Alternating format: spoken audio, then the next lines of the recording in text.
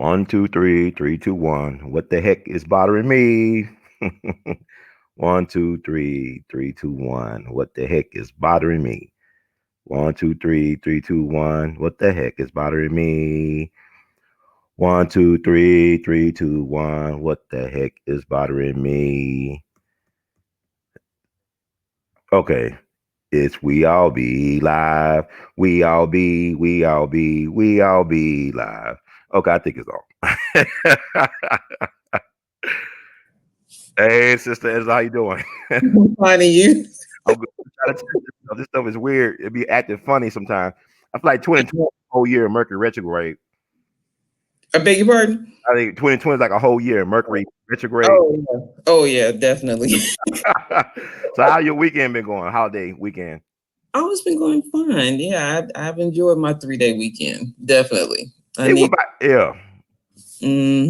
definitely needed the break. So Did it go by so fast though? Is it weird? yeah, it didn't feel like Christmas because I usually go home to Indiana Mm-hmm.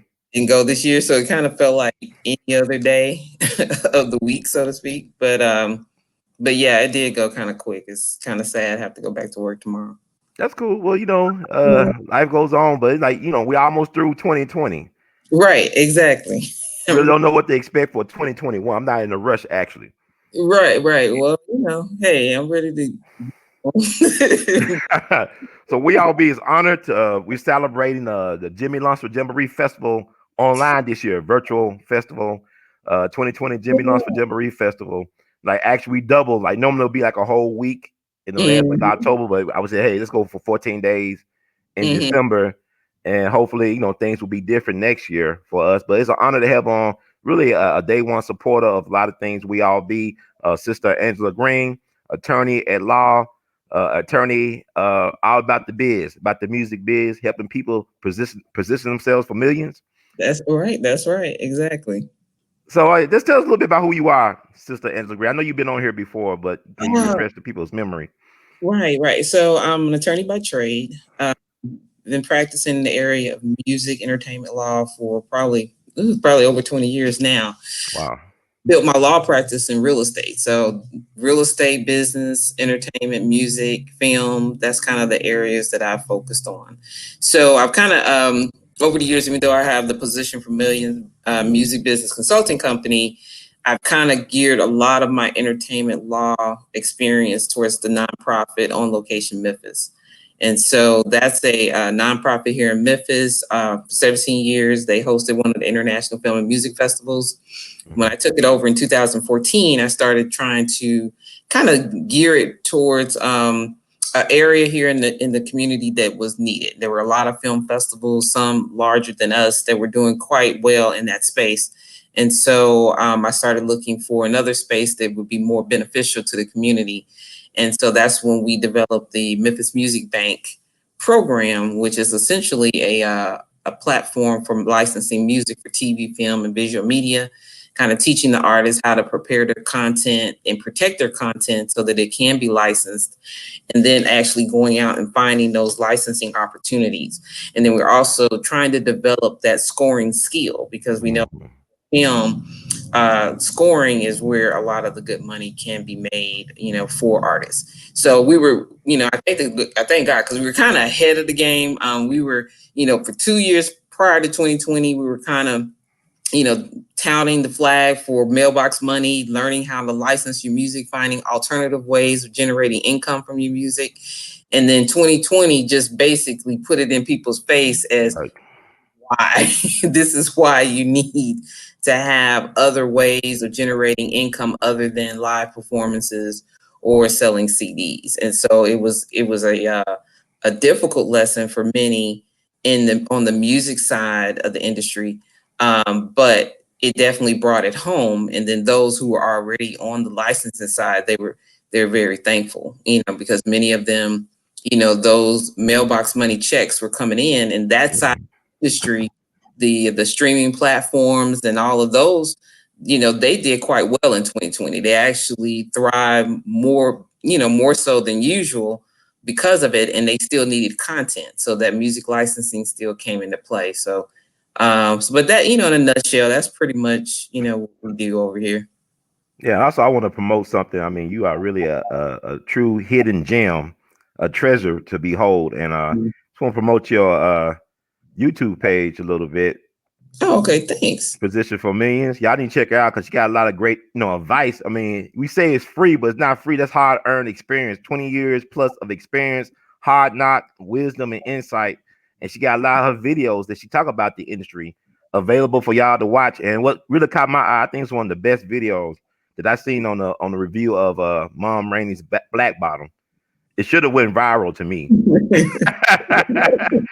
I mean, you nailed a lot of Yeah. things in like under 20 minutes that people, because we are very emotional people, but you Mm-hmm. were looking at it from a logical, this business point of view. And I think what you said went over a lot of people's heads. So I Mm-hmm. just want you to touch on that. I hope I go. I'll be willing to play it. What I'm saying on here, but you can We can sum talk. up some of the high points. Yeah, definitely. So like everyone else, I was excited to watch Ma Rainey's Black Bottom. I had not seen the play, so I was not familiar with the story at all. So Mm-hmm. Friday night, I just kind of buckled in and was like, okay, I'm ready to watch this. And so in watching it, of course, I loved it. The acting was phenomenal, which everyone knew that it was going to be, especially being Chadwick Boseman's final theatrical performance. Uh, Mm-hmm. so definitely had high expectations for it.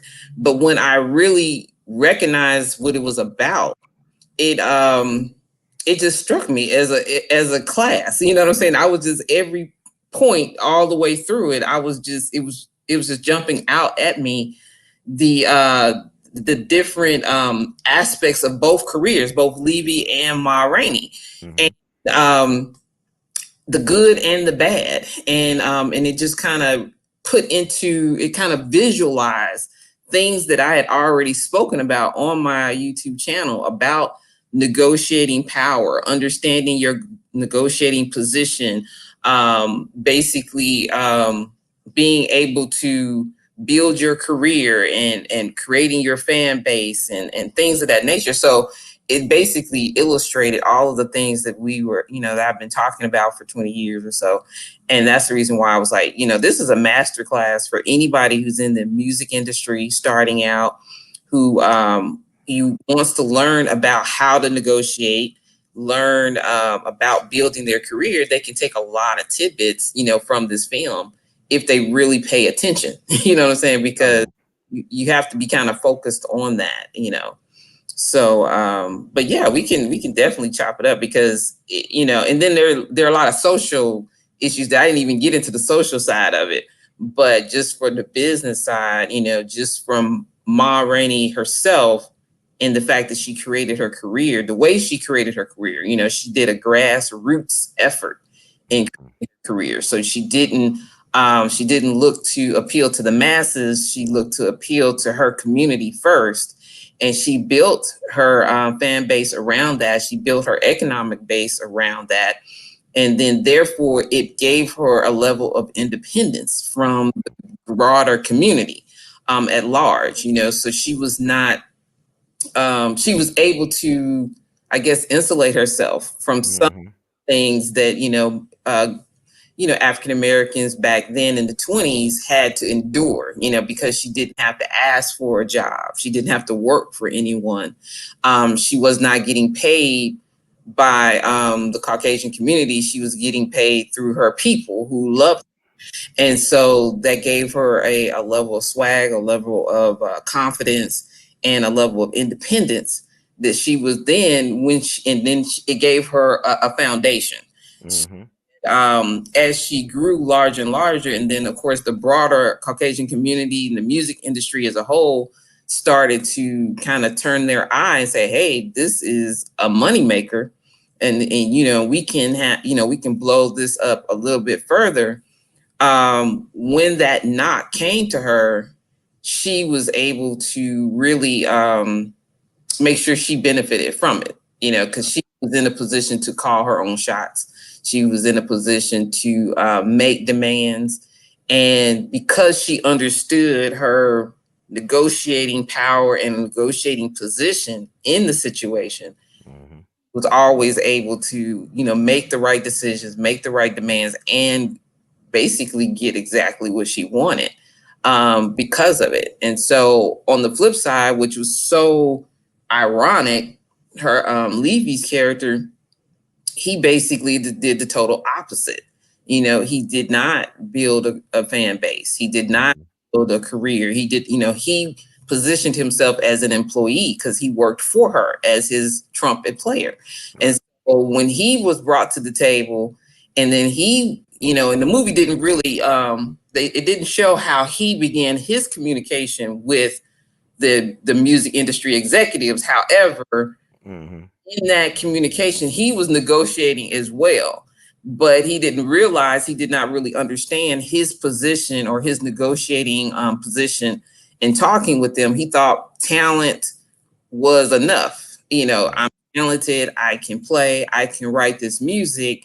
That's enough to get exactly what I want out of the deal.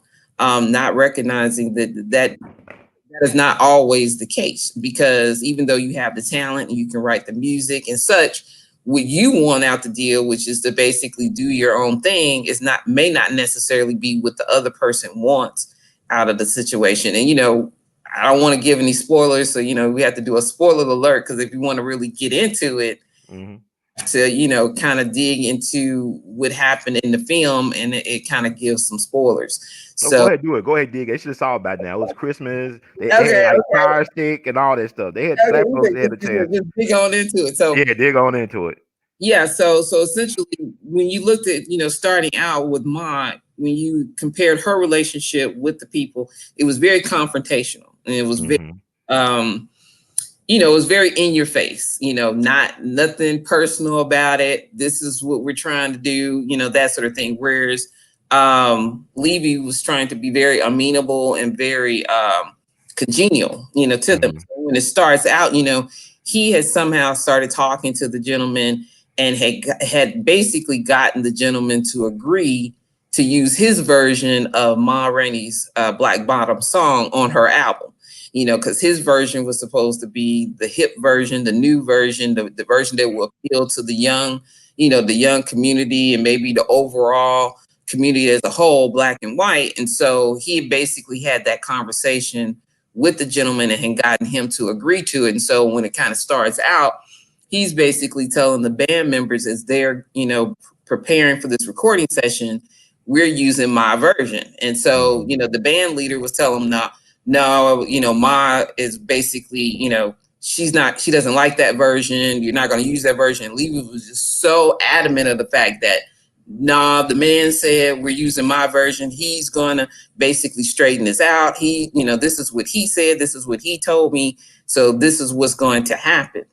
And he quickly learned that once, Ma made it to the recording studio, she was not having it. She was basically, I'm going to use my version, and that's that. And so, and quickly, because of her negotiating position with the gentleman, when it became clear that she wasn't going to record unless she was recording her version, they acquiesced. So the situation was, she understood they wanted her voice, and her voice was already a marketable commodity, because she'd already sold, ticket sales, and she knew people were coming in for her music, and they knew it. So essentially, if you want this voice on record, then you will do my version. You know what I'm saying? And so, and because she would always, and she made it clear that she didn't care if they recorded. So, her thing was always, hey, I can just go back down south, no problem. We call that a credible threat. She knew where her line was. Her line is either my way or the highway.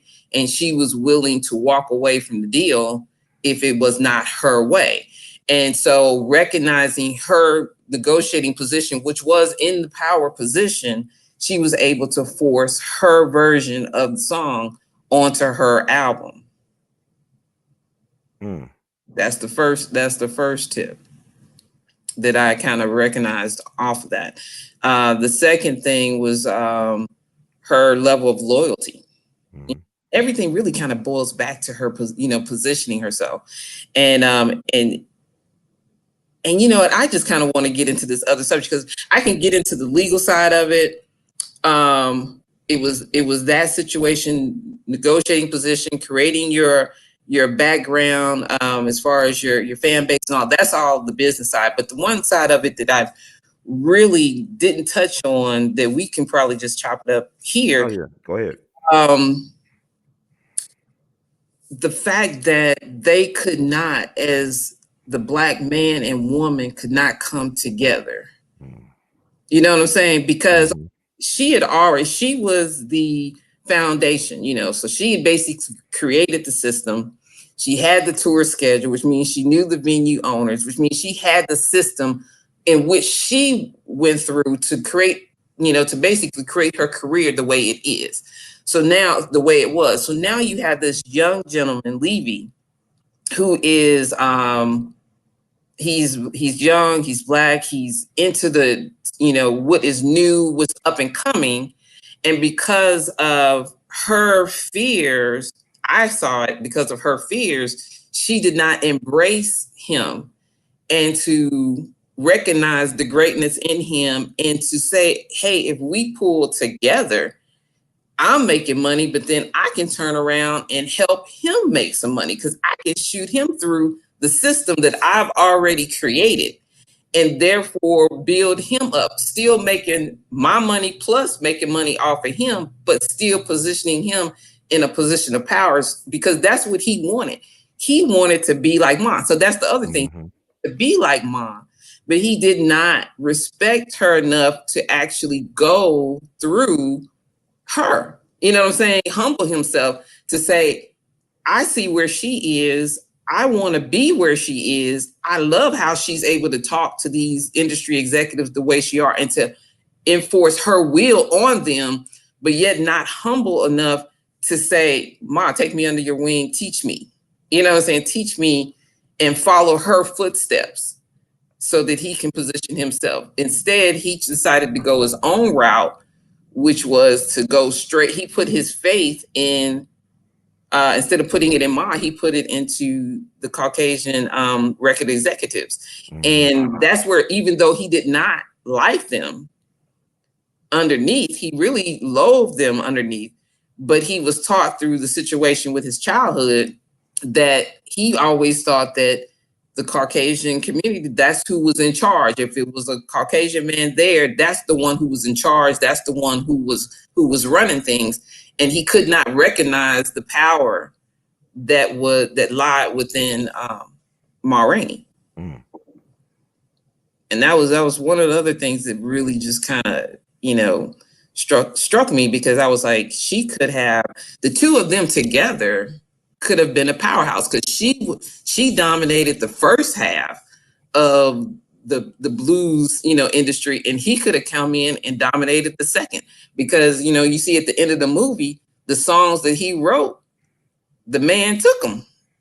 He basically flipped them. He flipped the script on them, took his songs, and then gave it to another band to play. A lack of respect. Yeah. Lack of respect for each other. On her part towards Levy, and on Levy's part towards her. I was thinking about that because I know Levy is I guess a fictional character. Ma Rainey was a real historical character, but you gotta think about this too. This is 1927, and really the top dog during that time period was Bessie Smith, who was a protege of Ma Rainey. She might, I think she got burned by Bessie because they were real close. Right? They were real close. They kind of hinted at it in the movie. When they was asking her, she was like, "What I care about Bessie? Bessie learned from me." Yeah, she took the animosity. Maybe that she was apprehensive about that because they experienced with a Bessie Smith, a very talented understudy or a protege. That might have been the case. I hadn't even thought of it from that direction, but yeah, that might have been the case, that she was, she may have been say, okay, I'm not going to be burned like that again. Queen Latifah did a movie about Bessie Smith, and Monique played the Ma Rainey character in the Bessie Smith movie that Queen Latifah did. Remember, really? Like several years ago? Yeah, she played the Ma Rainey character, and it was like really heavy on the bisexuality, the gender fluidity. It was really heavy on that. Really heavy on that. What's the name of that movie? Because I didn't catch that one. Well, it was like Queen Latifah, but it was produced on HBO. I don't know the name off the top of Okay. my head, but Queen Latifah played Bessie Smith, and Monique played Mom Rainey, and Okay. Mike Epps played the love interest at the end. 'Cause you know, Bessie Smith got killed, or she died in Clarksdale at the Oh, really? Riverside Motel back in Okay. September 1937. Real bad car accident. I mean, she lost her arm in the car accident. Oh, wow. Legend has it that she couldn't get treated at a White's hospital that was nearby, so it made it Mm-hmm. cost her life. But you just don't know about these things. But it's right down Mm-hmm. on 61 down in Clarksdale, man, that Oh, she wow. died. But yeah, they had a relationship, and I heard, Bessie Mm-hmm. was like, it's funny because people don't understand. People think that Cardi B and Meg the Ryan's doing. I mean, Meg the Ryan. I mean, Meg the Stallion. Excuse me. Meg the Ryan should be Meg the Mayor, but that's another story. But they think that they're doing something new with the WAP. They were talking about WAP in them blues songs back in the 20s and 30s. They were talking about smoking weed, bisexuality. Like Robert Johnson, he had a song about squeeze my lemon and let the juice run down my leg. So what is Mm-hmm. that about? You squeezing somebody's lemon, let the juice run down their leg. But I'm saying you talk about police brutality. Even you look at like country music. Like I can say the first gangster rap song was Mm-hmm. Blue Yodel number 9 or Yodel Mm-hmm. number 9 by Jimmy Rogers. Yole, ole, ole. And he had Mm-hmm. Hardy Armstrong on piano. And he had Mm-hmm. Louis Armstrong on the trumpet. And he was talking about shooting a game of craps on Bill Street in Maine, and then Mm-hmm. shooting them down and sitting out around his home. This is a white boy Right. from Mississippi talking about being in Mm-hmm. Memphis, shooting craps and shooting dudes and sending them home on Bill Right. Street. The Orpheum Theater is at Bill and Maine. Right. I Right. mean, Right. all this stuff is weird, but nothing's new under the sun in That's terms of true. like the vulgarity and the sexuality stuff. Yeah, nothing is new.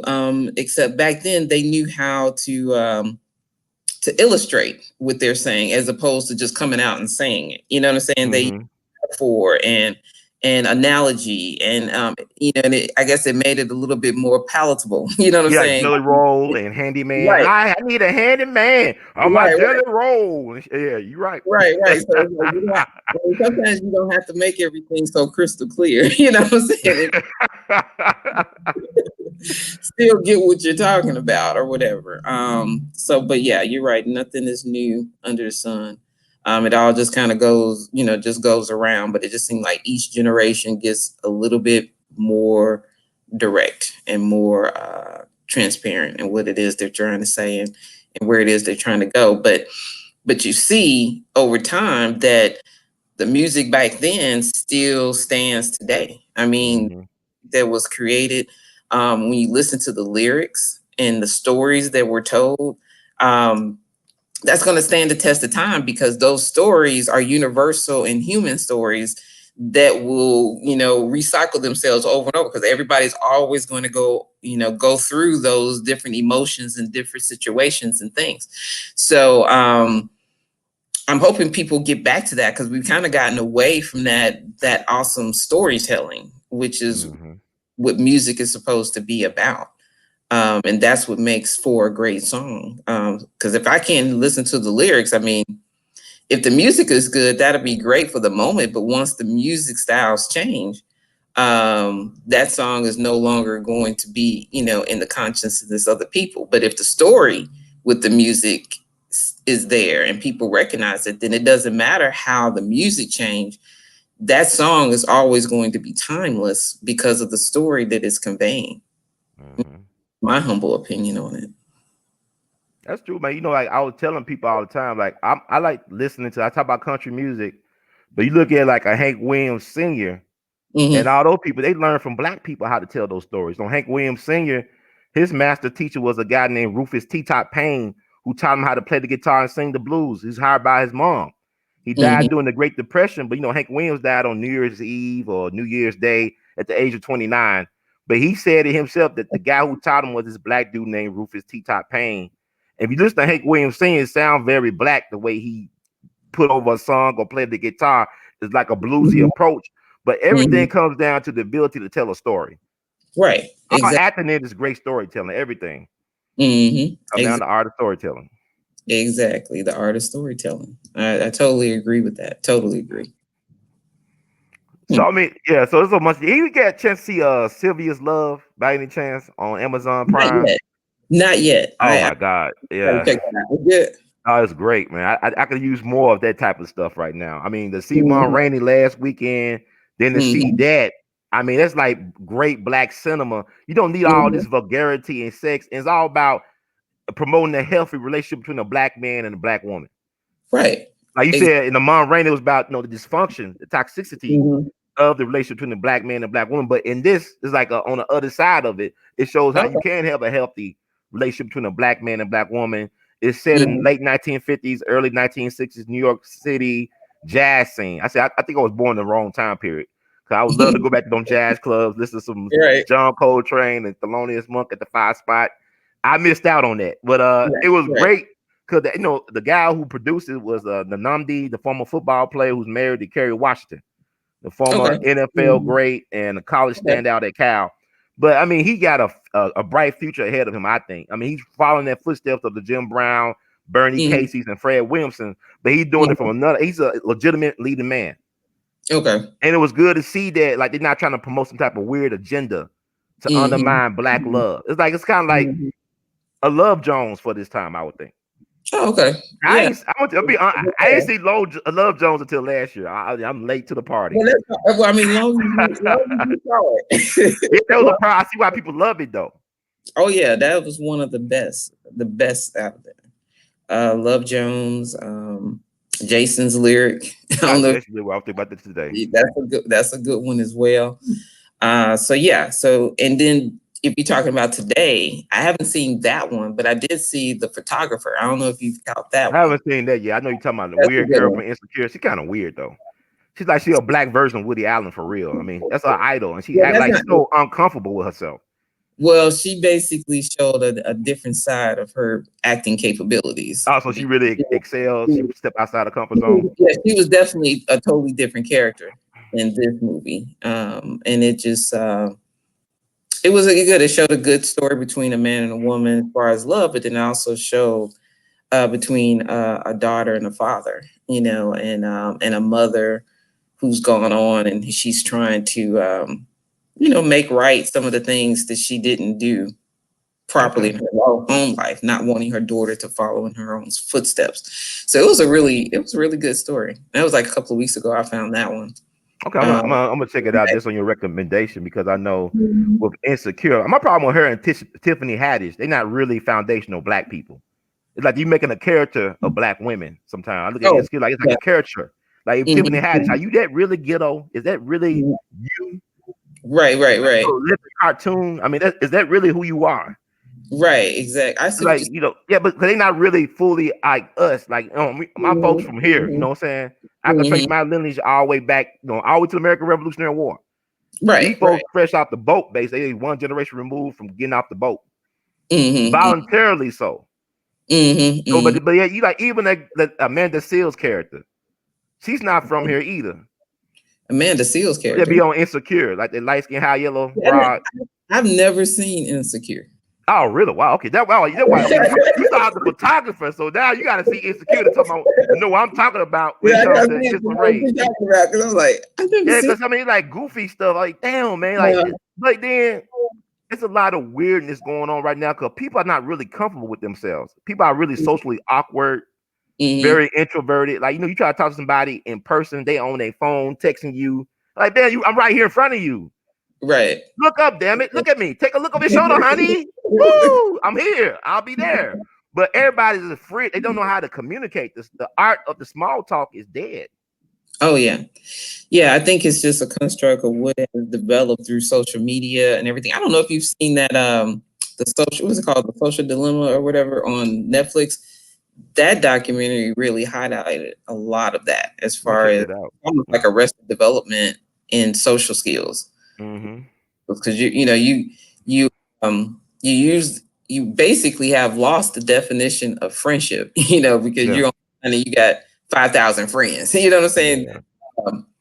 And half of them you don't know, you've never interacted with or whatever. I mean, so is that truly friends? You know what I'm saying? I mean, or likes, people who are living, younger people who are living their life on the number of likes that they get on something that they post on social media or whatever. It just kind of, it's kind of sad, but you have a whole generation that has grown up with that. And that's kind of all that they know. And It's just interesting, but yeah, I totally agree with you on that. You know, so a lot of people, and you wonder with this situation with 2020, you know, Mm-hmm. has that made the situation worse or better? You know, forcing families to be home with each other and forcing people to have to interact with each other. It kind of, you know, you wonder about that. Yeah, I do, but I think a lot of people they're not really comfortable with themselves. Like, Right. I'm a loner. I ain't gonna lie to you, but I'm a social hermit. Mhm. I could socially engage people. I have no problem networking and stuff like that. But I have no Mhm. problem being by myself and being comfortable and Right. being alone and dealing with my thoughts and my traumas and all this other crap and still be Exactly. functional. Mhm. A lot of Mhm. folks don't know how because like this year has been so extreme in heightening Oh people's yeah. fears, Mhm. anxieties off the hook. A lot of times people don't understand your fear compromises your immunity. You worry about the COVID, but all that fear mongering is compromising your immunity and also your Mhm. productivity. Mhm. And I look Mhm. at somebody like Rainey, where she had to get out there and Mhm. earn that Mhm. reputation. She had to get out there and, like you said, grassroots. She had to get in people's faces. She had to deal with Mhm. those racist bastards in the racket. And she had to do all that and face that. She had to Mhm. go through something to be able to say Mhm. something, and that makes a person authentic. There's a lot of Mhm. folks that ain't really authentic right now. Oh yeah, I They're totally. not saying too much of anything. Mhm. Oh yeah, I totally agree with you on that. You know, people are they're just living for that 15 minutes of fame a lot of times, and that's kind of sad. You know that a person would be they're wrapped their lives around that, but I mean, what exactly can you do about it? You know, until they are willing to open their eyes and see that there's a different way to go, it's really nothing that you can do about it. Yeah, Um, and also I would tell Mom Rainey's Black Bottom is on Netflix and Sylvia's Love is on Amazon Prime. Both of those movies are worth checking out. I mean, it's like a great compare and contrast. And mm-hmm. also in that movie, they talk about the music industry, how they basically got over the jazz musicians. Because people talking about like it was looking like in one Mm-hmm. scene they were talking about this guy wanted to do his own band, and the Mm-hmm. record producer said your time has passed. Jazz is dead. Basically, it's the Mm-hmm. Motown sound. What cats don't understand is that the reason why that Motown sound was so good, nothing but first-rate jazz As musicians. It musicians was under. jazz musicians that were playing their pop songs. They were the Mm-hmm. most like Mm-hmm. proficient and diverse. Like Quincy Jones talked about it. Kind of like Mm-hmm. Ringo Starr. He said he can't play worth shit. So he sent him on a break and got a real jazz drummer up in there to play on them Mm-hmm. songs. That's why a lot of times people don't understand back in the day. A lot of times those musicians, you hear them live, they don't Mm-hmm. sound as well live as they do in the recorded studio because it may not be them playing. Playing. It might be Right. some real jazz dude playing. Playing on the And you think, album. why they don't sound like in person? Because they not them playing. It's like There's nothing Millie but- Vanilli. Millie Vanilli should Right. still have a career right now. And one of them committed suicide. But I'm saying they Right. always did that. Right. That's Somebody nothing new. put somebody else's voice on the situation. Yeah. Um, yeah, that was all the time. You know, especially when they were performing. Sometimes they would be lip syncing to the album. Oh yeah, because Britney Spears got You know, exposed on Saturday Night Live. Yeah. yep, and everything. And I mean, it was just that's just what they did. You know, um, you very rarely do you have artists like your Whitney Houston or your Patti LaBelle or you know, people who can just Barbara Streisand, people who just get on stage and sing. They don't have to have the dancers and all the other stuff going on behind them. Their voice alone could carry the show. And it's you know, we don't have many of those types of artists coming along now. Yeah, Whitney really was like it's a travesty how Clive Davis treated her career because he really held her back artistically. Who, Clive Davis? Yeah, he did. And she wanted to get into that soulful stuff, and he wouldn't let her. I want you to be popish, and like the girl next door, but she from Jersey, man. She ain't the girl from next door. I mean, Yeah. she was a tough cookie, you know what I'm saying? But he wanted to put that Right. image across like that. He held her back musically, like with the popish stuff. She could have went deep into stuff, all that talent she had with that voice. Well, the thing is, starting out, he was trying to basically position her to make money. I mean, that's Mm-hmm. basically what he hired. You know, he signed her to do. He envisioned what he could make and that she could cross over, and he went about signing her and molding her into that public figure. And you have to look at where she was when she entered into that, and it goes all the way back to what we initially were talking about, is negotiating position. You know what I'm saying? So when she entered into the situation, even though her mother was a very well respected industry professional, Mm-hmm. and so it afforded her some opportunities, and to get next to some people, and some that most people may not have been able to. But she still was she still was not she did not have the upper hand when she initially went into that deal with Clive Davis. She was still the artist who was looking to for the label to put the money behind her and to push her out there. So in doing that, they laid out the stipulations as to how we will go about doing this. And she agreed, and her mom and them agreed, and they were fine with it because it did exactly what they wanted it to do. It crossed her over. She was beloved, black, white, and anyone, worldwide. So it put her on a very unique, it put her in a very unique position, but it also flipped her negotiating position. But she never recognized, and that's the thing. It's like the artist, it's like once the negotiating position has flipped, Mm-hmm. they don't use it to their benefit, because once it flips, once you have the backing and the audience, and then you're able to now call the shots, so that negotiating position flips. And the artists back then, it's like they didn't recognize the flip. Whereas the artists today, such as your Jay-Z, your Beyonce, your Kanye, they recognize the flip. And so once they do what they do to get to the level, but then once they're there, they recognize that now the power is in mine, because those people are following me. Those people are listening to me. I don't need the album I don't need the label to put all this money behind me to push my album out, because I'm Beyonce now. I don't even have to promote the album. All I got to do is just drop the album, and I'm going to sell X amount, 100,000 units, or digitals, because I got people whose eyes are on me 24/7, regardless. You know what I'm saying? So it's shifted, and most of the artists, even Michael Jackson, Whitney Houston, everything. It's like they didn't understand how the artist's position was going to change, or has changed, once you reach that level. Now Prince knew it, so once he got out of his deal, he was the first artist to go and sell direct to consumer. That's he did the website, and he had the club, and people could buy his albums direct. He was the first artist to do those things through the internet, because he recognized the fact that he has his audience now. So Mm-hmm. doesn't need the label per se to make his money. You have to sell. You with a label who's taking the majority of money, then yeah, you have to sell millions of units so that you can make some decent money. But if you keeping the bulk of the money, you really don't have to sell millions to do quite nicely and do well. And so that's the unfortunate thing with Whitney Houston. I mean, once she had the status, she could have forced the issue if she wanted to get into the more soulful music and the soulful sound or whatever. And she had built the passport with her audience, that they would have given her the leeway to explore other avenues or other genres of music if that's what she wanted to do. So, I agree a little bit that he held her back, but then the part of me, I don't, because I feel like she just didn't understand where what she had or where she was. So that's just my opinion on that. Yeah, I was thinking about when I saw her funeral up in New Jersey, and Kevin Costner, who was her co-star in The Bodyguard, he eulogized Mm-hmm. her.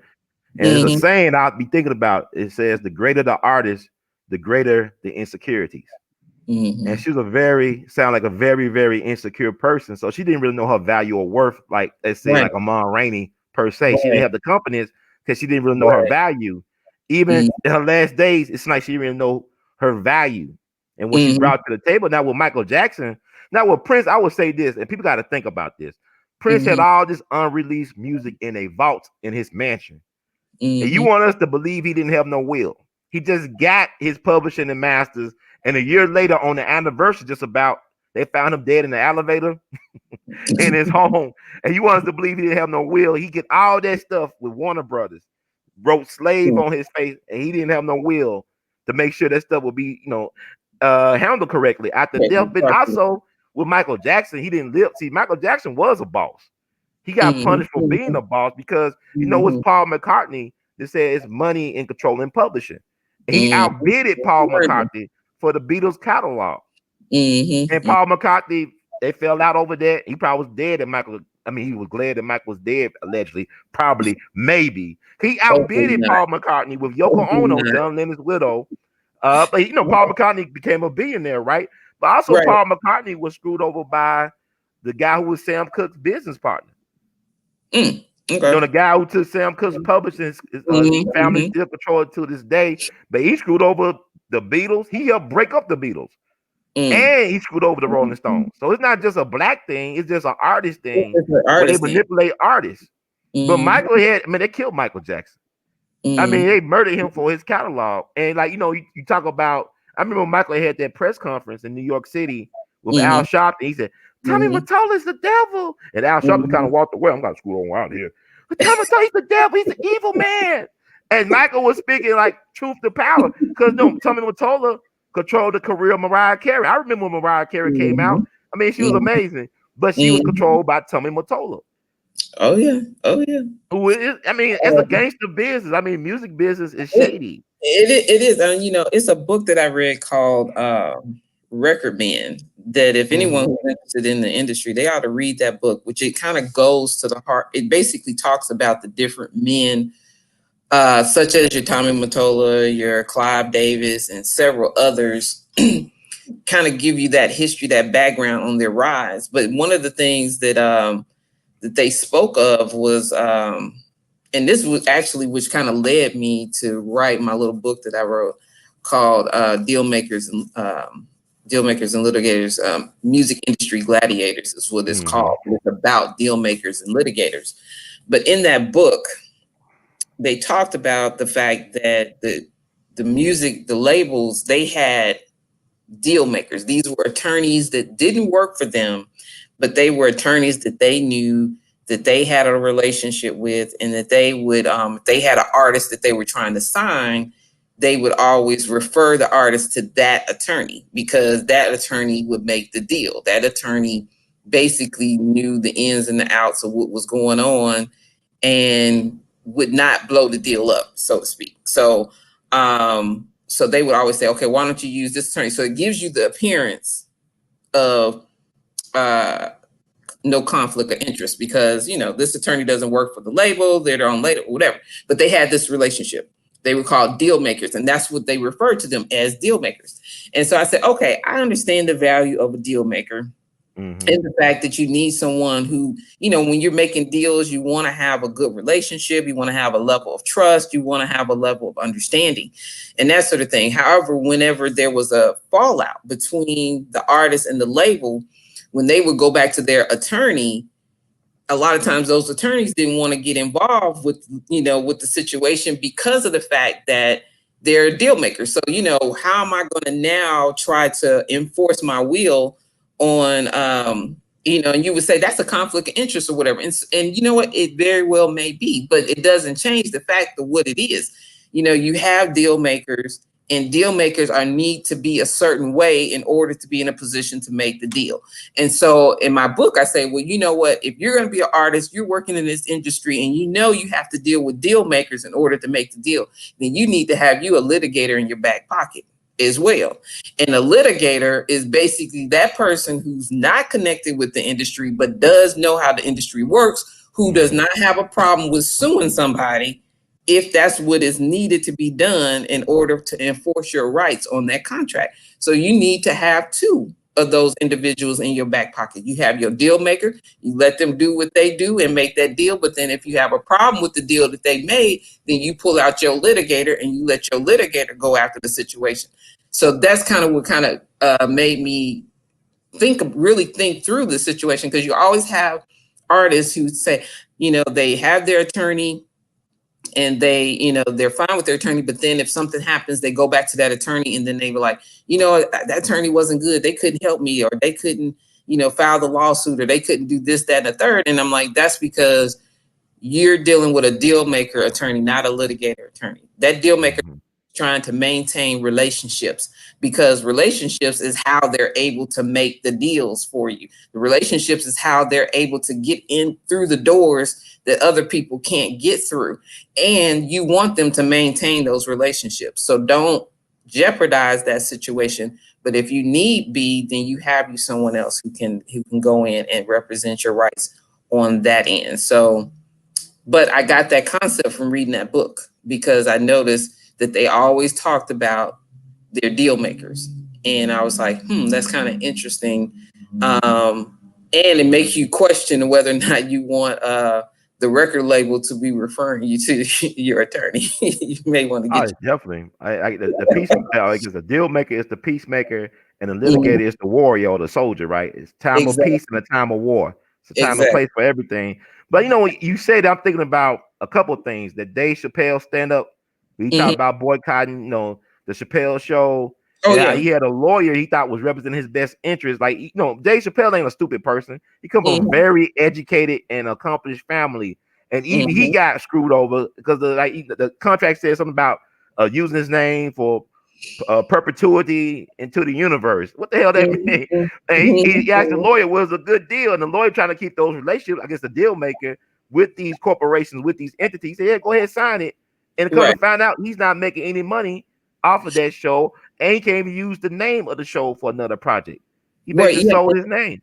Right. And it kind of tells you, where was he? Well, one, in understanding the situation, because if you go from the business perspective on the situation, if I spend the money and I create this project around you or whatever, I'm the one that's putting the money into it. And usually whoever's putting the money into making the situation, they're the person who actually is on it, because they're paying to have that content created. So at that point, once I do that, then I want to button it up all the way. I want to make sure that I'm able to exploit that content to its fullest for however long that content is going to be able to make money.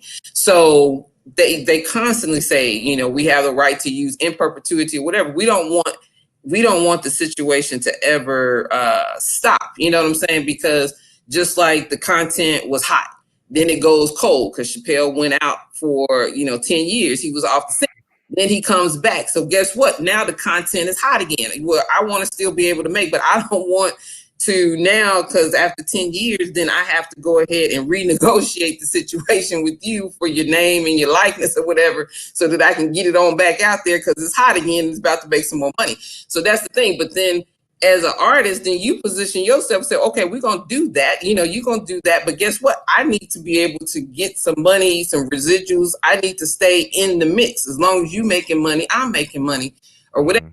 Where you are in the negotiating position that determines how you're able to negotiate that deal. And the thing is it moral? Maybe not, you know what I'm saying? Because I'm like, if they're not making money, and you don't know the details of his deal specifically, but yeah, if they're making money, he should be making money. That's the moral thing to do. But what's legal is not always moral, and you have to just keep that in mind when you're negotiating, especially in entertainment business. And you have to always just recognize where your position is. I did a whole video on Star Wars, and on my YouTube channel, where it talks about negotiating positions and how those negotiating positions change over time. And it talked about the story of Star Wars, which went back in the 70s, and how they negotiated with the toy industry to create the toys from the first Star Wars trilogy. And so when they first came out with the first movie, their negotiating position was very low, because the toy industry was not known to be driven by movies. It was driven by television. So when he had this movie called Star Wars, and he started negotiating with them to create his toys, First off, most of them were not interested. The second thing is the industry was used to having a 2-year window in which to create the toys. He started shopping it 6 months out. Okay, so he Mhm. basically didn't know how the industry functioned. So most of the people said, no, we don't want to be involved with the situation. We don't have our 2-year window. Plus, on top of that, we don't know, film don't push toy sales, TV push toy sales. So they backed out. It was only Kenner who was a small industry toy maker and was looking for something to get involved with. They went in and got the deal. But guess what? Because of where they were and how it was, they worked out a deal with him where they only had to pay. They got only had to pay George Lucas $10,000 a year to have the rights to Wow. toys in perpetuity. Okay, so they had the deal. 10,000 a year was the minimum that they had to pay him. Now we all know what happened with the first string of toys. It was off the chain. They were only paying him maybe 5 cents, or something. Or whatever. It was like real little or whatever. But he had to make the deal because he needed the toys. Well, of course, after the first three movies came out, he decided to rest the brand or whatever. So he didn't do any movies for probably 10 years or so. I don't know, but it was a long It was a time. long time. Yeah. During that time, Kenner was sold to another toy company, and that toy company didn't recognize the value of the deal that they had. Of course, Star Wars was down; those toy sales were down. So that's what they let the deal lapse. They missed the payment, the $10,000 minimum payment. So Hmm. the rights reverted back to George Lucas. Well, then Oh. after the rights reverted back to George Lucas, then he decides, oh, guess what? I'm gonna do a prequel. And then he went back out to shop the rights to the deal. Well, guess what? Everybody wanted to get in on that deal because it was a proven moneymaker. They saw what happened with the first three. So they was thinking that the next three was going to be the same way with the toy sales. Hmm.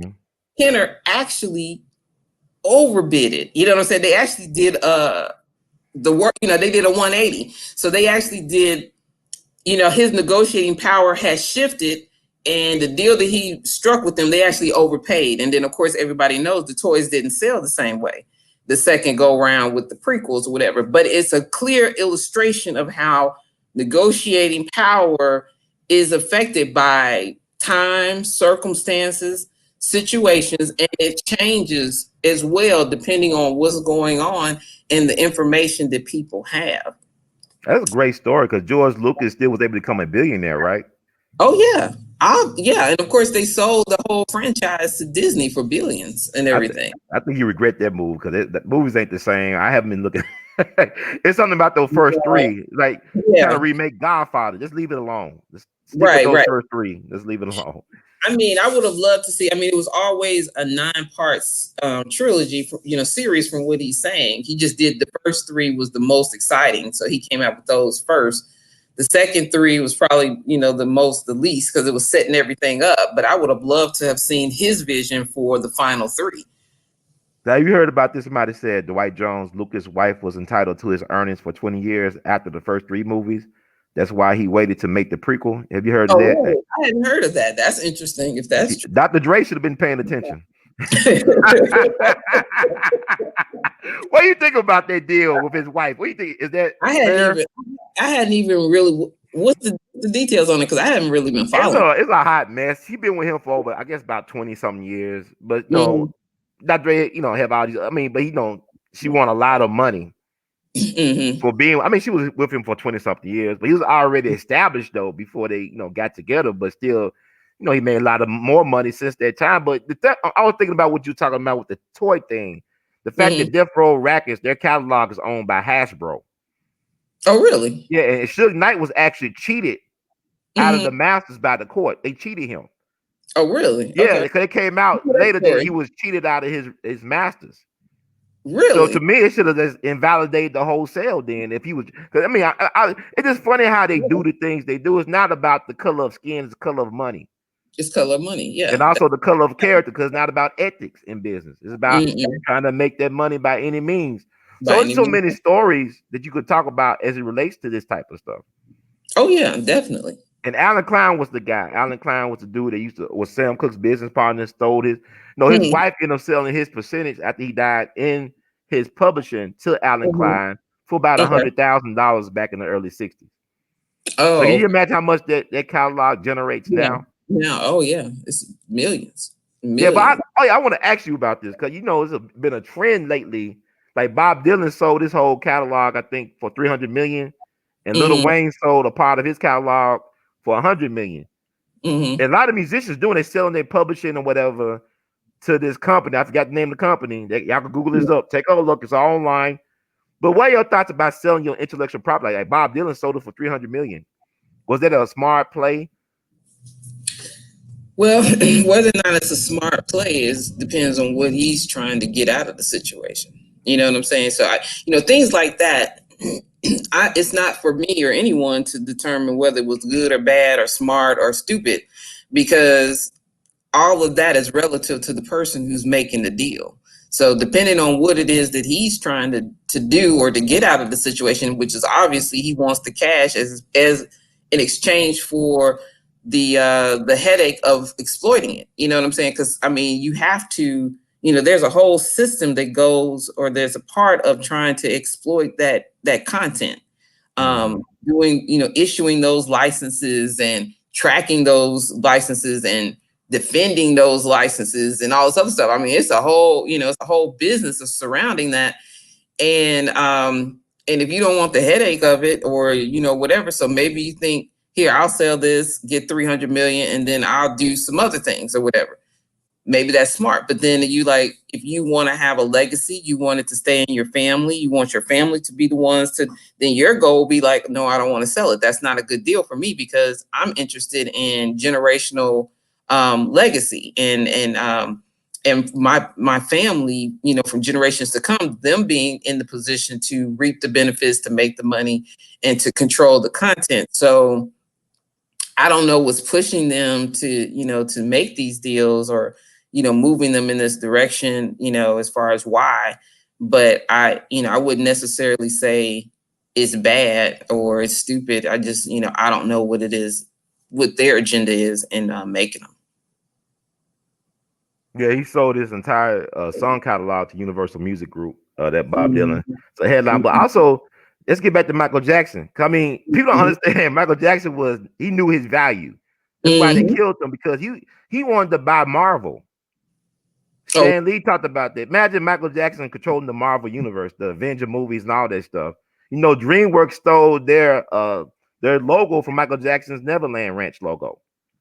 oh, really? Yeah, they stole it from him. Cause he was trying to do Oh, movies with Steven Spielberg and all them guys. He wanted to do mhm. a epic about the history of Africa, and they Mhm. laughed at him. Steven Spielberg did Schindler's List. If you talk to Steven Spielberg, what is Mhm. his favorite and most important movie? He'll say Schindler's List because it's about his people. Schindler's Mhm. List. He heard about that growing up as a kid, so that was more important to him than any other movie he made, like Jaws or Mhm. E.T. or any other movie. But Michael Mhm. Jackson was so deep, man. People don't understand they destroyed that man. He had to mess up his face just to fit in. He didn't fit in, but his mind was different. Like Dick Mhm. Gregory, Baba Dick Gregory was real close to Michael Jackson. He saved his life 15 years ago because he was dehydrated because he was afraid to eat anything during that trial because he said they were Mhm. trying to kill him. So Dick Gregory saved him. Dick Gregory Mhm. knew him very well. He said Michael Jackson didn't have no childhood. Like if he opened up the refrigerator and the light come on the refrigerator, he started performing. That's how like disconnected from reality that Michael Jackson was, but he was a hell of a business person.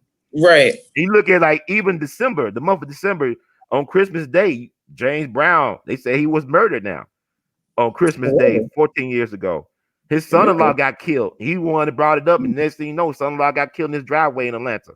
There's an article about that came out several years ago, but now Mhm. people are saying that he was murdered because he Mhm. was about to recover. He was doing fine. All of a sudden, he just died. Do you think Mm. about we talk about Sam Cooke, who died on December 10th, Yeah. 1964 at the hotel under questionable circumstances. I Right. talked about the Alan Klein manager guy who controlled all his Mhm. publishing basically. Then you Mhm. talk about Otis Redding. Mhm. Like James Brown allegedly looked over that plane for Otis and said it's not worthy for flight. Do not fly Mhm. this plane. Next thing Mhm. you know, Otis fly the plane. He fell into Lake Monona, frozen Mhm. and stuff. There's pictures of him in Jet magazine, but Otis owned his publishing at the time. Like he's Mhm. buried on his 300-acre ranch called the Big O outside of Mhm. Macon, Georgia. He's buried down there. But I Mhm. don't know what the state of his affairs are now, but he was encouraging other black musicians to control Mhm. their publishing, stop taking the money Mhm. up front, think long Mhm. term. And people don't, Mm-hmm. Otis was just 26 years old when he died. And I talked to cats that worked at Stacks. They told me like some stories, and one dude said Mm-hmm. he was stupid, not because he was stupid, but because he used to tell everybody all his moves. He Mm-hmm. said, everybody, you know how you look at the movies? I Mm-hmm. expose you assholes. I'm going to go to the authorities. Nah, just go to the authorities before you tell them that. Because you might not make it to the authorities. There's a story about Ron Brown Uh-huh. confronting Bill Clinton in the White House in the Oval Office over the China thing. See, the Democrats been with China for a long, long time. Mm-hmm. And he was the bag man for Clinton for China. Ron Brown was. But he did Okay. not want his son to go to prison for the sins of the father. Because he Mm-hmm. was Clinton's Secretary of Commerce. And Clinton, Mm-hmm. I mean, he allegedly confronted Bill and look, if you don't protect my son, I'm telling everybody about the Chinese stuff. Next thing you know, he dead on an airplane crash over in Europe, shot in the head. Oh, that was a senator, right? Oh, Yeah. Ron Brown was Secretary of Commerce under Bill Clinton. But Okay. he was the beg man for him for the China connection. All that China stuff came out when Al Gore was running for president in 2000. Okay. So Okay. Joe Biden, all this stuff ain't new. Mm-hmm. Cartel, Mm-hmm. none of this stuff ain't trying to make it political. But you don't know how dirty the game is. They don't want to know. Mm-hmm. So stop inquiring about the BS if you don't want to know how the sausage is made. Because Clive Davis took Janis Joplin into a room by herself to sign a contract. And next thing you know, Janis Joplin dead. Janis Joplin was telling people that Jimi Hendrix was murdered. Jimi Hendrix did not die like people think he died. He was murdered. His manager was Mike Jeffrey, who was British intelligence, MI6. He Mm-hmm. was over Jimi Hendrix estate and he disappeared in a plane crash. Nothing was ever recovered. Mm-hmm. This Mm-hmm. is back in the 70s. You can look all this stuff up. It's public information, Right. public Right. knowledge. I know Right. cats that knew Jimi Hendrix and all this stuff. They did with they got this misperception about Jimi Hendrix. He was not a junkie. He just liked to experiment with stuff, whether it be sex or drugs. His band was called The Experience, right? But what people don't Mm-hmm. understand about Jimi Hendrix, he was a big financial contributor to the Black Panther Party. Oh, okay. See, like John Lennon, all them guys was deep in because John Lennon talked to Dick Gregory. Dick Gregory saved John Lennon's life from drugs. He detoxed John Lennon, Yoko Ono. He was summoned by John Lennon to come to his mansion cave in Europe. It was a cave that was a mansion, Okay. and it's a Okay. photograph. See, Dick Gregory was on the photo cover of Jet magazine with John Lennon, Yoko Ono, talking about how he saved them.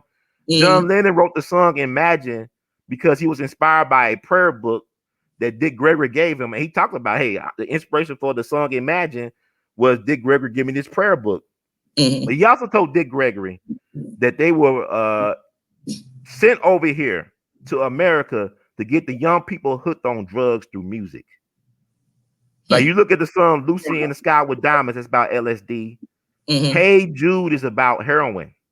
Mm-hmm. And Mm-hmm. they were a product of the Tavistock Institute over. See, I'm telling people stuff, people like, it's a conspiracy. Yeah, because the conspiracy is real.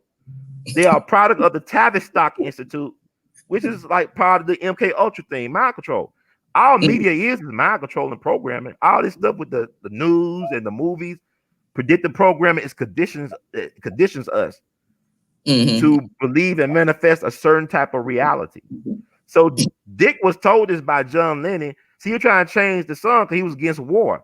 So he used the Mm-hmm. music instead of getting hooked, people hooked on drugs, getting people to Mm-hmm. hook on peace, and they killed John Lennon at the Dakota. Now, Mark David Chapman, they say he did it. But here's Mm-hmm. the funny thing: the lead detective on the case said this guy committed the perfect crime. All he had to do was leave. And he just Mm-hmm. sat and waited for the cops to come. He said it's like he was sitting for us, like he was on the mind control. Because he was, because the doorman at the Dakota was Cuban national who was a CIA assassin. You can look all this stuff up. Wow. So this stuff is deep with the music, Yeah. man. It's very Yeah. deep. Like Tupac. Now they talking about Tupac and Biggie were killed by the LAPD or elements within the LAPD.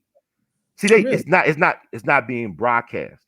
That's Okay. why the internet is important. All these alternative news sources, they talking about stuff Mm-hmm. that the mainstream media should be telling us about, but their Mm-hmm. job is to dumb us down and keep us misinformed. Well, I believe that. I mean, like like shows like this, people ain't getting all this information they need to get on shows that, like 60 Minutes, for example, right? Mm-hmm. Their top consultants are CIA. It's a thing called Operation Mockingbird with the CIA, the deep state fund the media. They fund Hollywood and they fund the media.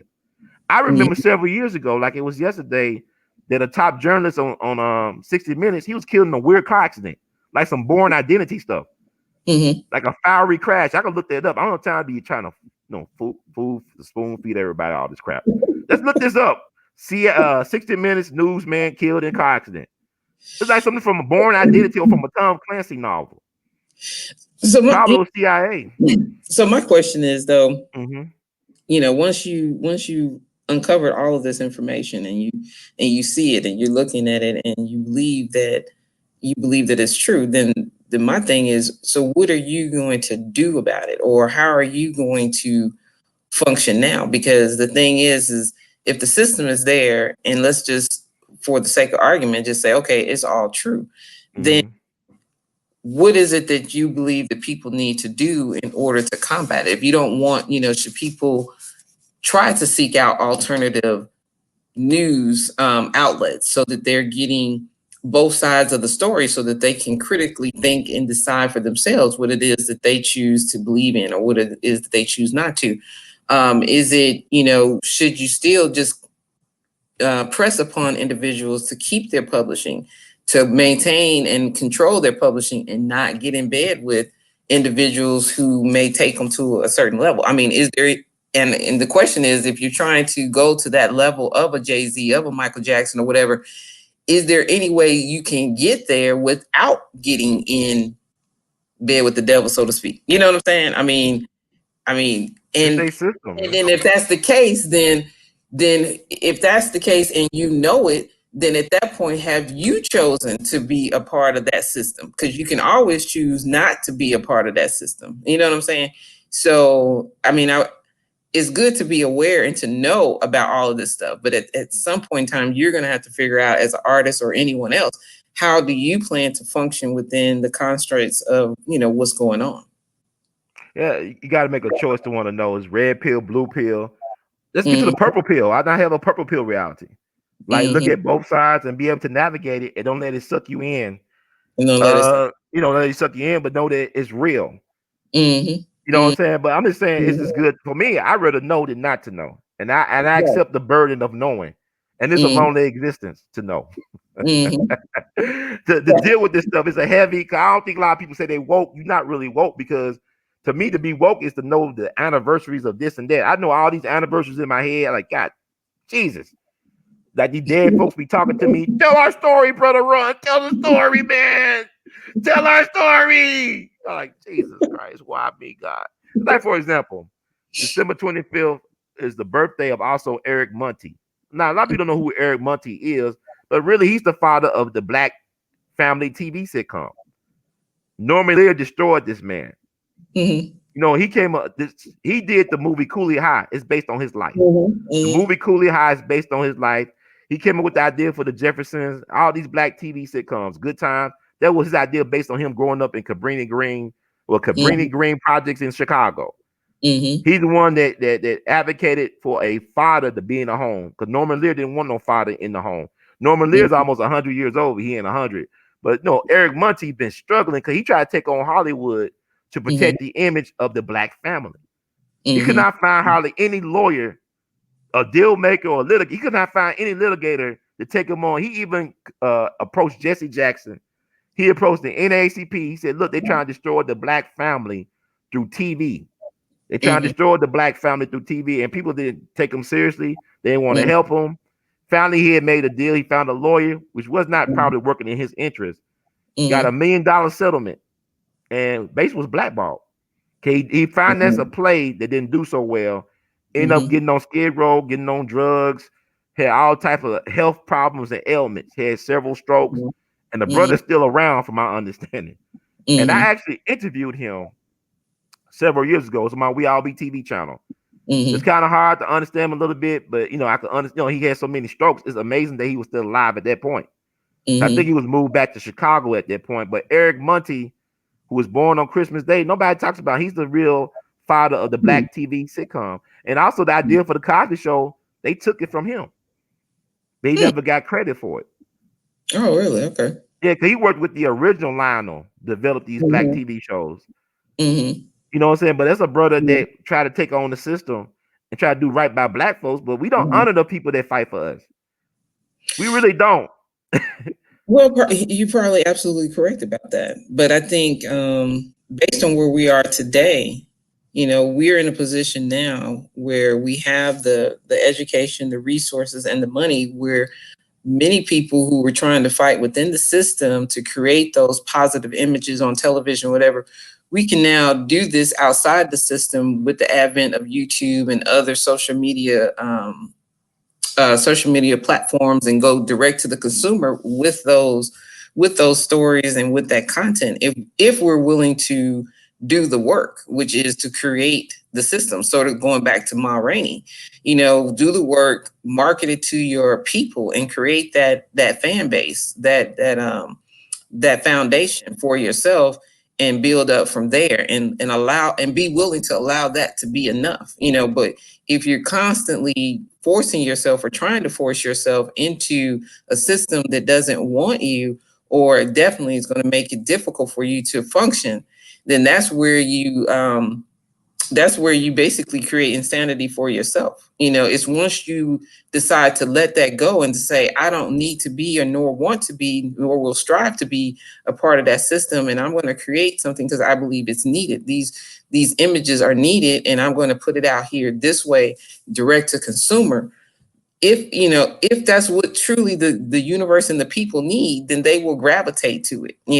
It's sort of like with the young lady Insecure. I've never seen her show since she's been on HBO, but I did see a couple of episodes when when she was on YouTube. It was called the something of the awkward black girl. I forgot the name, but it Yeah, was a that's the basis name. for her show. Yeah, Right. and And how she got so famous and found. but she basically created that show, and she put it out on YouTube, and she built up her YouTube channel to the point that it was must see TV, by a lot of people. And then she built it up to the point where then the industry started knocking, and then she broke into the system that way, but she did it on her own terms, and she pulled in a lot of people with her. It's from the music that she used and the artists who were a part of her team. And I think I don't know if it's just recently, but I believe she created her own record label from that, because a lot of the musicians and the music that she put in her film projects, they were artists who were up and coming and working with her as well. And then of course the actors who did it. But she didn't spend all her time trying to bust down the doors of Hollywood. She said, hey, I'm talented, I can write. We'll get our cameras, we get our actors together, and we're just going to produce this show, and we're going to put it on our YouTube channel. And so that's something for people to start thinking about doing, as opposed to always looking to try to get into the established system and to try to be validated by it. I'm gonna give her a props on this. So you made me think about something like Issa Rae. One thing I like what she did is that HBO was trying to get somebody else to play the lead in her story, and she Mm-hmm. refused to cow down and give in, because had she did that, we might not know her name right now. I Exactly. mean, she stayed true. She wrote her own ticket and got it punched. Mm-hmm. Same thing with Sylvester Mm-hmm. Stallone. Like, he carried the idea for Rocky as a way to launch his Mm-hmm. career. And the Mm-hmm. studios and stuff kept on saying, we love the script, but we want to have somebody else play the lead. And he didn't Mm-hmm. care how much money it was thrown at him. This man was destitute. He was Mm-hmm. poor. He said, no, this is my meal ticket. I'm not going to give up my golden ticket for you all. And he Mm-hmm. stuck by it, and he found a studio that agreed with it, and the rest is history. Right. But we gotta create our own lane, just like with August Wilson, who wrote Ma Rainey's Black Bottom. Right. He had enough sense to tell this story, because I remember reading something. He was in high school. He wrote this essay. The teacher didn't believe he wrote it because he was black. So he Mm-hmm. dropped out of high school, which I was like, oh no. But then this is what he did. He went to a hotel, got him some old 45s, an old record player, listened to the blues all day, the blues and jazz. Said, I'm gonna write a cycle that talks about the black experience from every decade of the 20th century. So he wrote 10 plays, Mm-hmm. they call it the cycle, talking about Mm-hmm. our struggle, our perspective, but he did it his way.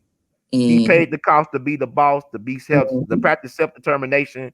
This is the Mm-hmm. season of Kwanzaa, whatever. Mm-hmm. But to practice that self-determination, that creativity, that cooperation with other people, helping other talents get on as well. Mm-hmm. So I Mm-hmm. mean, these are stories that we don't know, but a lot of our people don't read. We don't Right. really care for the history, the Sankofa stuff, looking back towards the past for Mm-hmm. inspiration for the present and the future. We need to start getting to these stories. Learn about Eric Monteith, what went Mhm. right and what went wrong. Learn from Issa Rae, what's going right for her, stuff that she learned, and whatever. But somebody asks Miss Duckworth, what are your thoughts about Tyler Perry? Oh, my thoughts about Tyler Perry. Yeah.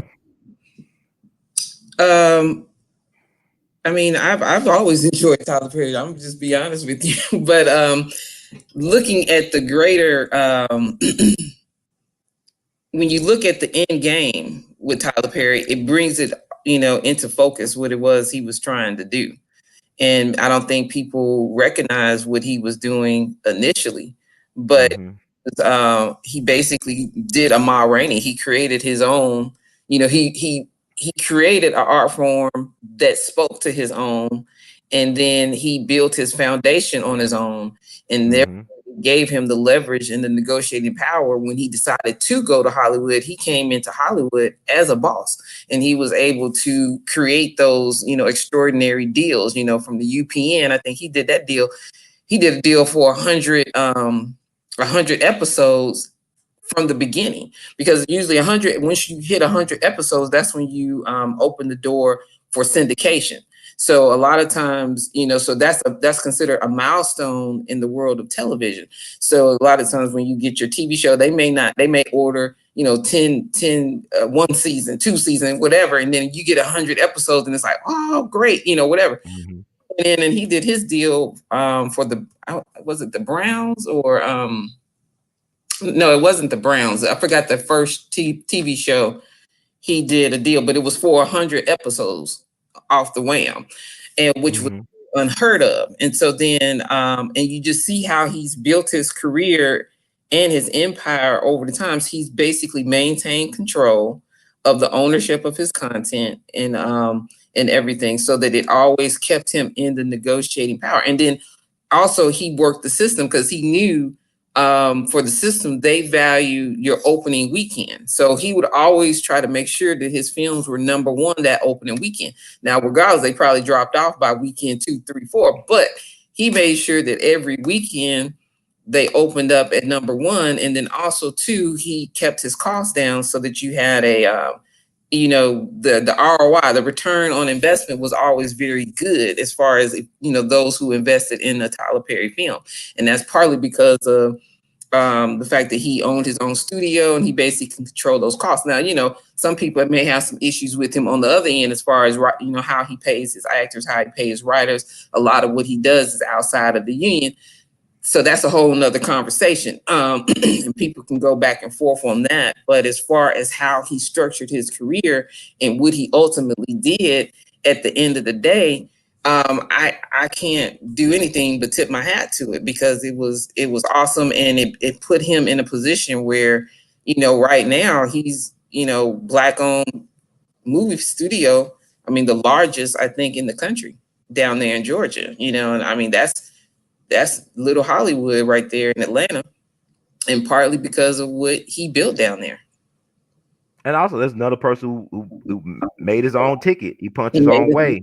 he made his own way. Yeah. So and also, you make $1 billion, you can't play fair. You can't play clean.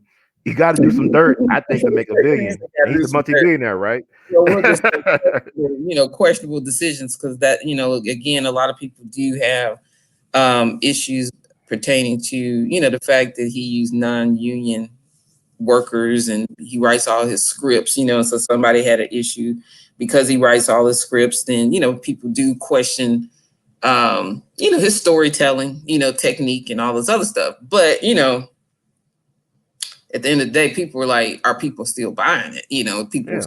enjoying it, and they are. I enjoy it, and yeah, I know it's not. I've seen better writing. You know what I'm saying? As far as dialogue and everything. Mhm. That's not what I go to Tyler Perry for. You know what I'm saying? I mean, that's just an escape and a few laughs, and and there you go. You know what I'm saying? So I mean, you just take it, and he, and that's what he did.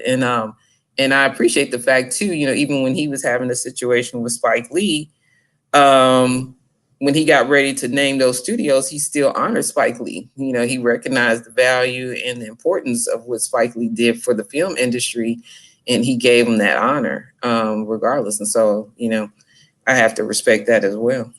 I remember Tyler, like, yeah, I mean, was America built by non-union workers? Right? Exactly. They weren't even paid anything actually, Okay, more than just nothing. non-union Right. workers, right? But with Exactly. Tyler, yeah, I don't care for the aesthetics of it, the quality of the writing and the acting could be better. I mean, he got talent. He had, but I think he need help somebody help with the scripts or something. I mean, he have more Mhm. writers that are gifted out there, give him a chance. So, cause Mhm. what's gonna happen if he, everybody got to leave? You know what I'm Right. saying? Who gonna succeed him or become his successor in that organization?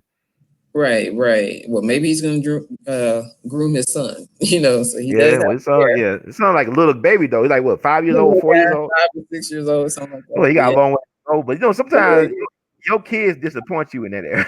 Like, somebody you're not related to, they might be the successor to the throne, actually. I mean, Yeah. the kids love the benefit off of it, of course, but you look at the Sam Walton kids. I mean, they benefit from their father's empire, but it's Mhm. just, whatever Mhm. they don't really run it. They just spend Mhm. it. Yeah, they spend the money off of it. Yeah, Yeah, but exactly. I don't really care for like a lot of Tyler Perry stuff. But I understand that he represents an audience. He Mhm. understands his audience. He His audience. overstands them.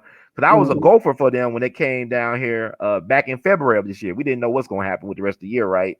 And it Mhm. was packed out at the FedEx Forum for Tyler Perry. And Oh people yeah. say, "Well, all these people like you a very educated person, very thoughtful. You an intellectual, and you enjoy the Mhm. silliness of a Tyler Perry production. It's Right. escapism, like you said. It's like you're not trying to deal with reality." Right. So you just take it the way it is. Take it for what it is and go on. You know what I'm saying? Oh, definitely. But then Spike Lee, that's Mhm. another story. 'Cause I think Spike Lee stuff is kind of hit and miss lately. Yeah, but I enjoyed Black Klansman. The one, and that's the one he won the Oscar, I think, Yeah, for for screenwriting adaptation, screenwriting or or whatever. But whatever it was. But to me, it's kind of heavy handed at the end. Like, man, I didn't need all this Black Lives Matter mess. I'd be oh honest, yeah, I mean, I could have. Now that wasn't him. I think about the Five Bloods. They could have been written better. That could have been done better. The Five Bloods really, with Chadwick Boseman. I love the Five Bloods. I mean, Really, okay, but you think it's realistic for a gold to be like at the top of the grade? That gold gonna be gone if you wait like decades later to get the gold and it's not buried. I mean, it's like it's weird. it was. I mean, it Like was. even the flashbacks, they could use Now, younger actors, right? They could I use mean, younger actors for the flashback. Come on, I Spike, mean, got Netflix money.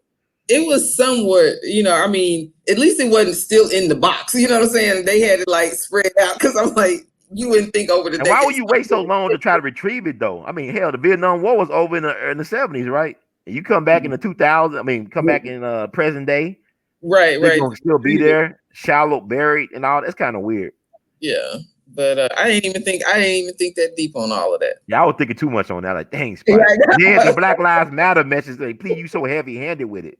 Right at Like, you the end. hamming it up, Spike. Damn, you got talent, but damn. But Hmm. some movies I like are the movies that I didn't know Spike Lee made. Like The Oh, Inside Man or yeah. Clockers, Hmm. uh, Miracle at St. Anna. Like, you don't know, it's not too heavy handed Spike. Now, Well, it those are the was ones I enjoy. the director. I mean, he didn't write the scripts. He No, I'm probably, talking about as director, like how know what yeah. I'm talking about. But they'll be the best Hmm. movies. Oh, Spike Lee actually made this movie. Wow, it's Hmm. like the Woody Allen movie Bullets Over Broadway. I didn't really know that Woody Allen made it till later. I like Woody Allen stuff actually. Hmm. I know a lot of people don't. I know a lot of black folks don't care for it. But Woody, Yeah. people forget he was one of the greatest Not stand my up comics of favorite. all time. Really. Yeah, well, he started off as stand up and he was like actually funny and I mean he's very neurotic and weird. Hmm. He's weird. He's creepy vibe, but he's talented at what he does Yeah. because still to this day actors and actresses they'll sell their Yeah. kid, their firstborn to be in a Woody Allen movie. Yeah. Yeah. Because the That's prestige to it. It's not about the money with a Woody Allen movie, it's the prestige. Because look how right. many people won Oscars based on a Woody Allen movie or Yeah. That's. being a part of it. Hmm. Yeah. But You got a group that cares for it, or definitely wants it. So I personally just have never really enjoyed Woody Allen's work, but I do recognize there is a group of people that do. So. yeah, I'm one of them weird people that actually like I like I think with Midnight in Paris. That was a Uh, great one. I'm into like, the Harlem Renaissance, the mhm. expatriate and all that stuff. You have Ida Bricktop Smith, the famous black club owner over there doing her thing, and Josephine Baker and stuff like that. And Woody Mhm. Allen, one of his music heroes is Sidney Bechet. So he had Yeah. used one of his songs as the theme song because Sidney Bechet was from New Orleans. He Okay. played soprano saxophone and clarinet. He never got the fame he should have got in America. But later Mhm. on in life, when he moved to Paris and France to live, he's Mhm. a national hero over there. Oh, okay. So Woody Allen learned to play soprano saxophone and clarinet. His inspiration Mhm. was Sidney Bechet. They did a documentary about it, about his fascination with Sidney Bechet and with that Mhm. type of Dixieland jazz. So Okay. I ain't gonna hold you up. So like, what? I mean, I really enjoyed talking with you. You got anything else to Yeah. add from the Mom Rainey thing you want to touch on before we get out of here? No, no, I think we definitely covered covered all the bases with Ma Rainey. But you know what? I do have one other thing. Mm-hmm. That I'll just drop this. Her sense of loyalty that really did come through with the Mm-hmm. film. She was very loyal to her nephew who stuttered, but Yeah, definitely. he really bad, but Very he patient. right. Wanted him to record on her album because she knew that the guy would pay him the $25 to record so that he could send money to his mother, who was her sister. So Mm-hmm. she was using that group economics. She was using her situation to help generate income for her family, and she was very loyal. So even though everyone else was telling her her nephew couldn't do it, she was adamant about the fact that her nephew was going to do it, and she stayed loyal to him, and she used her influence and her position and power to force the issue. And essentially, no matter how long it took for them to record her nephew, she didn't care that that's what was going to happen. And so that sense of loyalty, and it seemed like that was just who she was, very loyal to those who were around her. I think that's also another point that can be taken from that film, and artists need to recognize that. And because I've experienced, artists, in the past, unfortunately, they're not loyal. You have people who work with you who commit to pouring into your career and your life and everything. And then right when you think like something has come along, you have somebody come along who hasn't been there, but they now see the potential, and then you jump ship because you feel like this person can take me further than the person I've been with, not recognizing the fact that you were, this person who's been with you the whole time pulled you up to the point so that other person will even recognize you. So why would you not stay loyal to the person who's been with you all along? So that's one of the other things that I think artists can take away, just learning how to stay loyal, to those who have proven themselves to you over time. Is loyalty like has an expiration date on it, like milk? It depends, I mean, it depends. You loyal until someone shows you that they no longer deserve your loyalty. You know what I'm saying? Oh yeah, definitely. Sister Angela Mhm. Green got this position for millions. Go to her YouTube channel, subscribe. A lot of great hidden information on there, y'all. Y'all need to amplify because she's spitting the game. She knows what you're talking about. 20 years plus in this game and still around. And this year's interest, because how you think Amon Rainey could adapt in 2020 pandemic land? I mean, being a live performing musician, we think she would. What would have been her moves? You think she should have made this Oh, year? she would probably have been online by now. You know what I'm saying? Mm. Probably would already, because she would be a part of the black the black movement, the black media. They're all on YouTube and everything like that. So I think she would have already made that shift, and she just would take it online and go from there. So yeah, definitely. Yeah, Probably definitely. already been in film. She probably already been in films, as far as music licensing and placement and all this other stuff. She was on that level.